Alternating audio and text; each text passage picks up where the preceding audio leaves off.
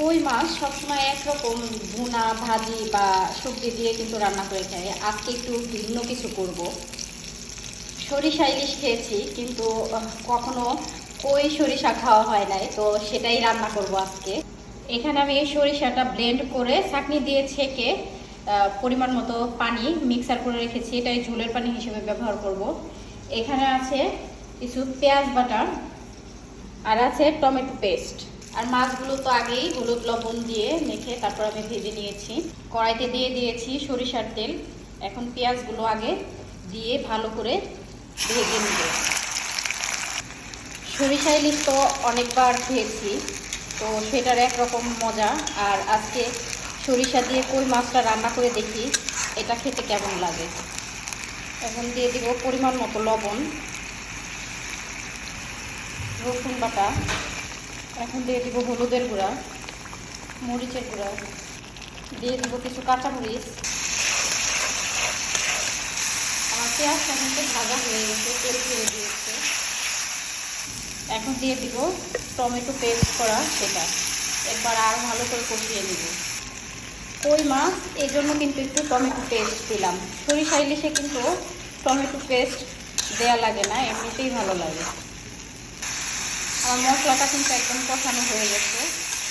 এখন কিন্তু পেস্ট করা যে সরিষা পানি মিক্সার করে রেখেছি সেটাই ঝোলের পানি হিসেবে দিয়ে দিব।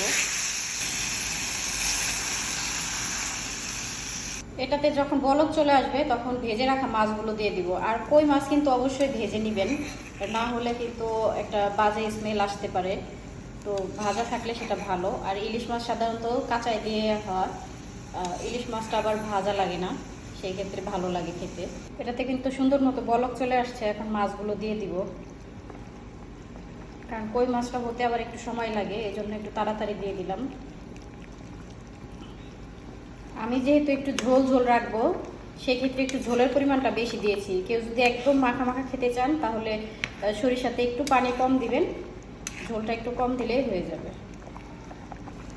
আপনারা কখনো এই কই মাছ দিয়ে সরিষা দিয়ে রান্না করে খেয়েছেন কিনা কমেন্টসে কিন্তু জানিয়ে যাবেন আপু এন্ড ভাইয়ারা।